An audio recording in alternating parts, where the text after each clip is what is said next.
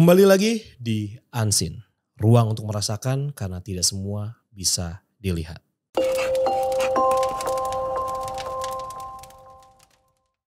Kalau ngomongin horor di perjalanan biasanya kita bisa menemukan cerita mistis seperti misalnya kejadian kereta, ya kan, entah itu di gerbongnya atau kejadian karena kereta itu pernah tabrakan atau kecelakaan, terus juga seperti gerbong berhantu atau misalnya tenggelamnya sebuah kapal yang akhirnya menjadi misteri dan akhirnya banyak cerita mistis dari kejadian-kejadian tersebut. Dan untuk di episode sebelum-sebelumnya gue juga sempat menceritakan seperti jalanan di mana ada mobil ataupun pengendara motor yang diganggu ketika melewati daerah situ. Nah, untuk tema kita pada episode kali ini ada beberapa video. Jadi gue mau ngebahas tentang cerita mistis di pesawat atau penerbangan Indonesia. So, tanpa lama-lama lagi langsung aja ini dia ceritanya. Sebelumnya gue saranin kalau misalnya kalian nonton, kalau bisa jangan berdua. Sendiri aja. Biar kita yang berdua.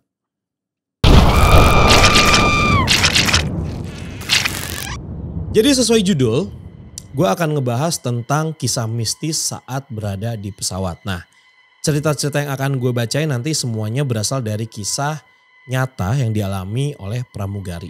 Ya entah itu pramugari atau pramugara, apapun itu ya.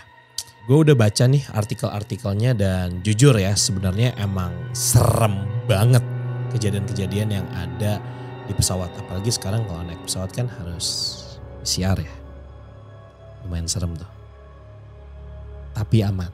Pokoknya kita selalu mendoakan mudah-mudahan Indonesia bisa terlepas dari corona dan seluruh dunia juga bisa lepas dari yang namanya virus corona ya. Biar bisa jalan-jalan. Santai, tim kreatif gue kayak udah nunggu-nunggu dari tadi udah pengen marah aja. Ayo udah cepetan masuk nih. Oke, kisah pertama ini menceritakan tentang penumpang gaib yang ada di pesawat. Jadi ini ceritanya datang dari akun TikTok bernama @Banana Teresa yang merupakan seorang awak kabin pesawat ya alias pramugari ya. Jadi peristiwa janggal menyeramkan itu terjadi saat ia bertugas flightnya itu tengah malam nih guys. Jadi sebelum take off ia menghitung jumlah penumpang. Namun anehnya terdapat kelebihan satu orang sehingga menyebabkan penerbangannya ini delay. Terus senior gue bilang ngitung kaki aja jangan kepalanya. Dan bener aja pas gue hitung kakinya jumlah penumpangnya sesuai alias cocok sama manifest yang seharusnya. Karena udah benar hitungannya akhirnya pesawat pun berangkat. Dan hal serupa ternyata dialami juga sama pramugari lain yang juga dapat penerbangan malam. Salah satunya dia bilang kalau meja makan itu gak boleh diturunkan dahulu. Pas ngitung gue liatin pramugari ngitungnya sambil liatin bawah katanya.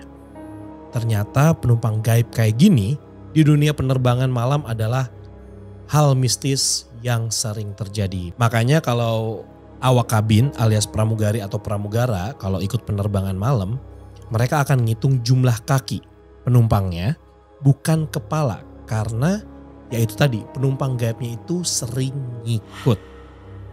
Nah gak sampai di situ aja. Jadi masih ada lagi cerita mistis lainnya yang juga dialami oleh pramugari yang satu ini. Namanya adalah Vita. Dia share ceritanya lewat akun TikToknya yaitu @VitaPutris.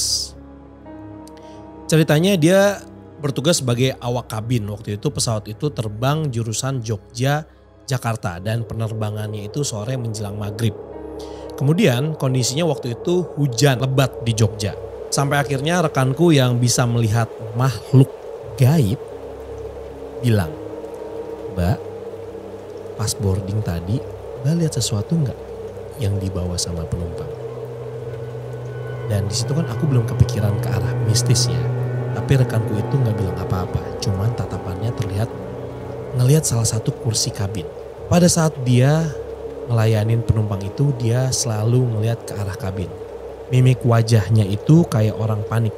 Tapi saya belum berani nanya. Nunggu kalau udah selesai servis. Karena penasaran akhirnya saya tanya ke rekan saya. Terus dia bilang kalau dia lihat di depan lavatory di tengah-tengah jalannya ada perempuan pakai kebaya lengkap sama selendang serba hijau dan juga nari-nari seperti tari jaipong. Gerakannya lambat banget sambil liatin Mbak. Terus nggak lama kemudian saya nyium aroma bunga melati semerbak di kabin pesawat. Menurut teman saya, kemungkinan salah satu penumpang pesawat kami bawa benda mistis yang berkaitan dengan makhluk gaib, makanya sosok penari itu ikut dalam penerbangan. Nah, kemudian cerita berikutnya dari pramugari sekaligus YouTuber, akunnya itu adalah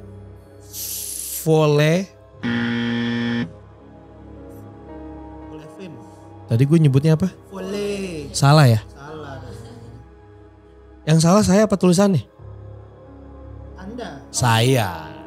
Karena manusia itu tidak ada yang sempurna dan tidak luput dari kesalahan. Kenapa diaminin? Kenapa diaminin? Kan salah. Salah. Oke, kita lanjut. Jadi cerita berikutnya ini datang dari pramugari sekaligus YouTuber. Akunnya itu adalah Yolefrin yang membagikan pengalaman horor di pesawat bersama dengan dua rekannya. Salah satu teman Yolefrin bercerita nih. Jadi dia cerita bahwa pernah terjadi kejadian mistis pada seorang pramugara di maskapai tempatnya bekerja. Kisahnya bermula saat pramugara itu sedang istirahat. Dia beristirahat dalam bang pesawat yang bang itu tuh apa sih, kayak menyerupai kapsul ya. Kapsul kayak tempat tidur gitu ya, kayak hotel kapsul gitu deh. Hotel kapsul ya. Nah, jalanan di antara bang tersebut sangat sempit sehingga pramugara itu harus merunduk. Ketika itu ia melihat ada seorang perempuan yang sedang duduk di sebelah kiri bang sambil menyisir rambutnya yang sangat panjang. Pada awalnya ia tidak berpikir macam-macam karena beberapa pramugari juga berambut panjang dan akan membuka kondenya saat ingin tidur. Pramugara tersebut akhirnya melempar guyonan kepada wanita tersebut, namun ia hanya terus menyisir rambutnya. Akhirnya si pramugara ini jalan cari bank yang kosong. Kata pramugaranya, "Nih cewek juga diem aja cuma nyisir," ungkapnya. Ketika waktu istirahat selesai, pramugara tersebut melanjutkan pekerjaannya. Sesampainya di dapur, pramugara tersebut langsung dimarahi oleh penumpang karena tidak kunjung diantarkannya air pesanan penumpang tersebut. Dan penumpang tersebut mengaku bahwa ia sudah meminta 2 kali kepada pramugari dengan baju biru dan model rambut French twist. Setelah meminta maaf dan mengantarkan segelas air kepada si penumpang, pramugara tersebut melaporkan kejadian itu pada supervisornya.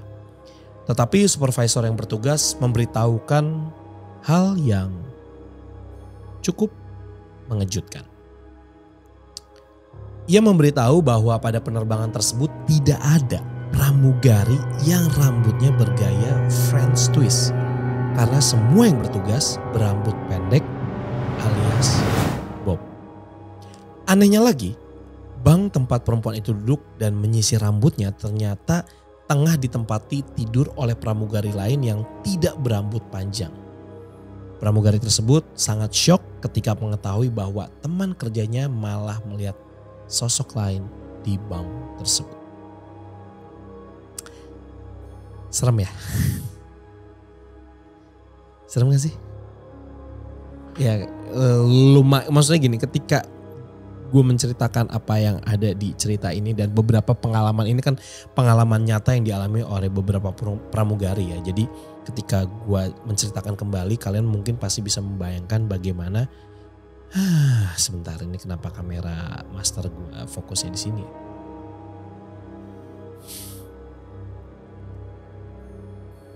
Ngebayangin ada yang nyisir aja.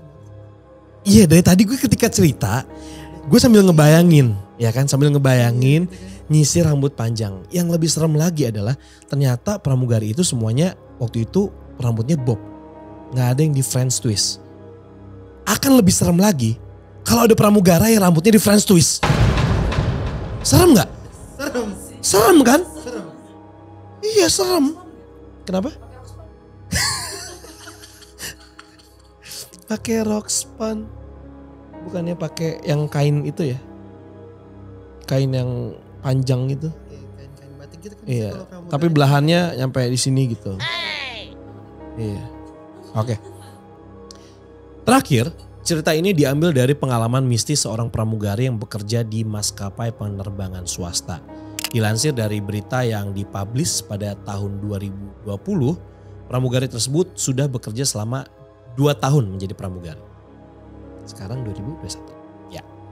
Pada sebuah malam pramugari ini terbang ke Makassar.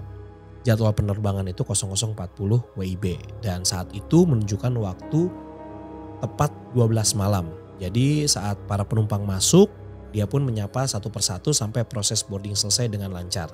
Nah, saat melihat ke kabin bagian belakang, aku merasakan sebuah kejanggalan. Ada seorang pria yang berdiam saja dan menatap ke arahku di antara para penumpang yang tengah merapikan bagasi kabinnya. Aku pun berusaha menepis pikiran aneh-aneh di dalam otakku. Aku pikir pria itu butuh bantuanku. Jadi segera ku hampiri pria tersebut yang berdiri di antara penumpang yang tengah berjalan dan membereskan bagasi. Setelah diperhatikan ternyata pria tersebut tidak terlihat.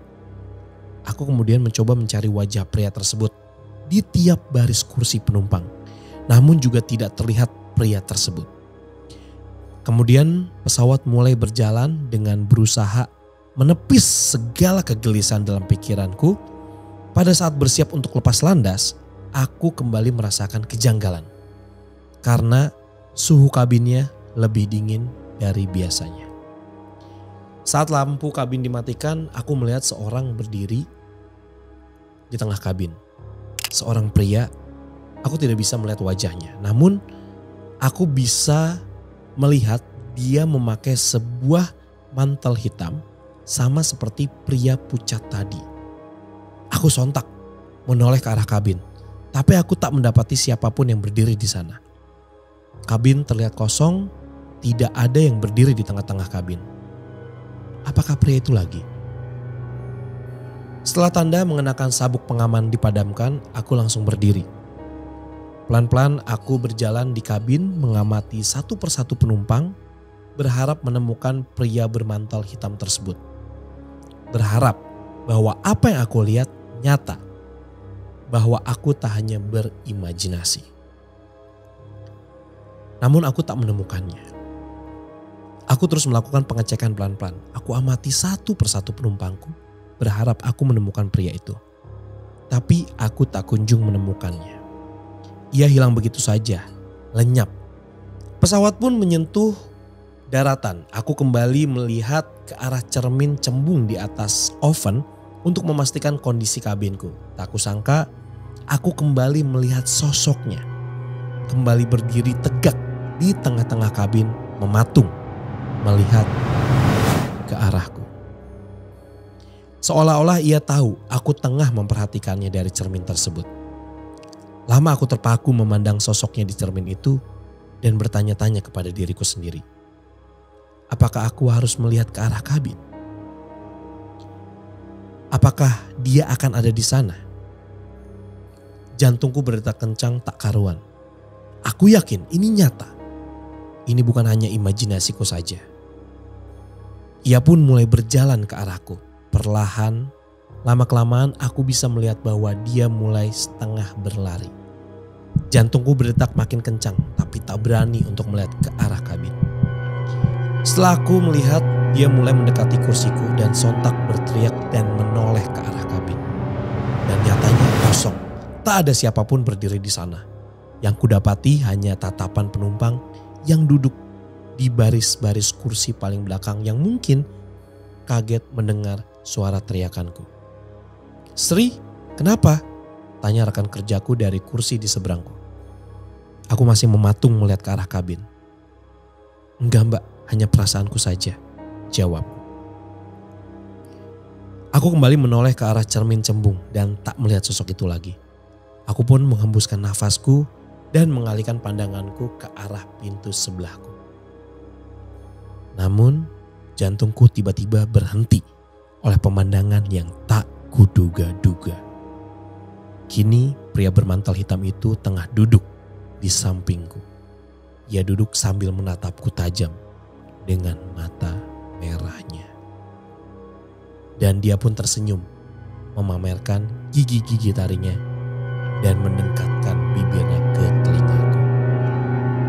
Aku tak bisa bergerak saat kemudian dia berbisik. Ketemu.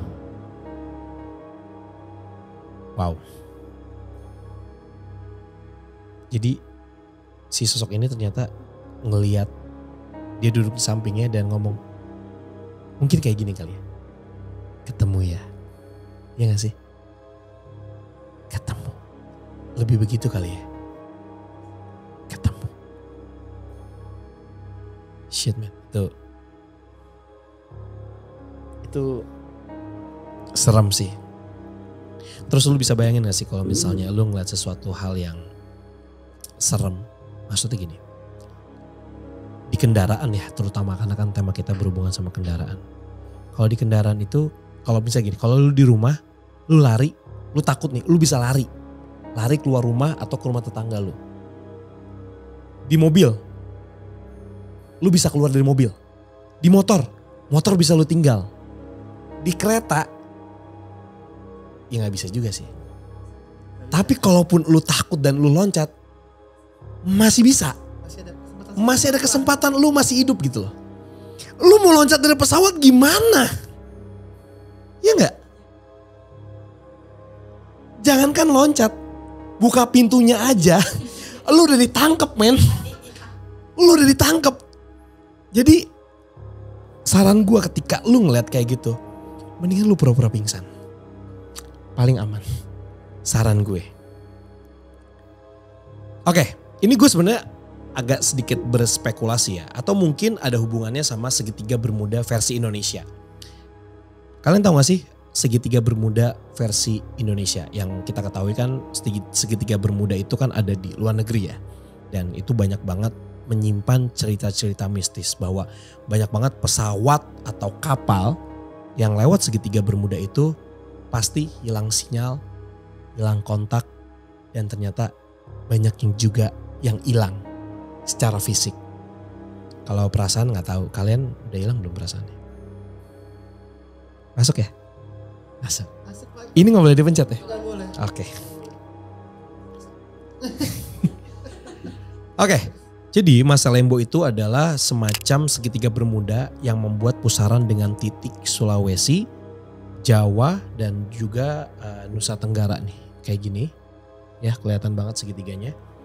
Konon katanya segitiga ini sering membuat kejadian turbulensi pesawat, bahkan kecelakaan laut. Salah satunya yang paling seram adalah kecelakaan KM Tampomas II terjadi pada 25 Januari 1981. Kapal itu terbakar ketika tengah bertolak dari dermaga Tanjung Priuk menuju Ujung Pandang. Dari sisi legenda, segitiga Masa Lembo juga dipercaya masyarakat setempat sebagai lokasi bernaungnya kerajaan gaib terbesar di Indonesia yang dihuni oleh siluman dan juga jin. Versi lainnya menyebutkan perairan Masa Lembo sebagai daerah yang dikuasai Ratu Malaka. Sosok gaib tak kasat mata yang diyakini sebagai ibu dari orang-orang suku laut. Oke, itu balik lagi ke, itu mungkin spekulasi gue aja gitu ya. Tapi kalau menurut kalian gimana? Jadi kalian kalau misalnya punya pemikiran tersendiri atau pendapat sendiri, kalian bisa langsung komen aja di bawah. Dan nanti kita akan bahas bareng-bareng dari komentar-komentar kalian.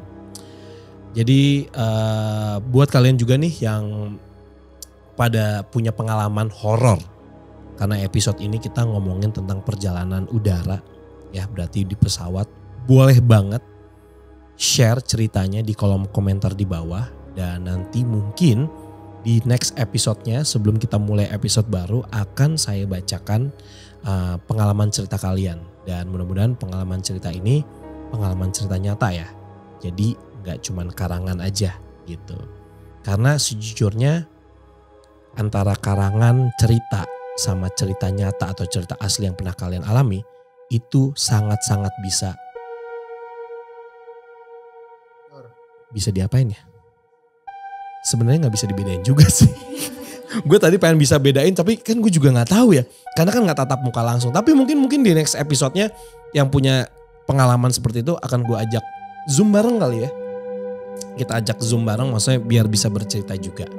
Oke, untuk video kali ini udah kali ya sampai sini aja kali ya. Udah capek juga. Dan soalnya memang udah selesai juga ceritanya, nggak ada lagi nih materinya nih. Tapi jangan sedih, gue masih banyak banget cerita-cerita horor atau cerita-cerita serem lainnya. Tapi akan kita bahas di next episode karena untuk pada episode kali ini gue udah lumayan takut, jadi gue pamit dulu. Sampai jumpa lagi di next episode. Jangan lupa share, like, komen, dan juga nyalain loncengnya.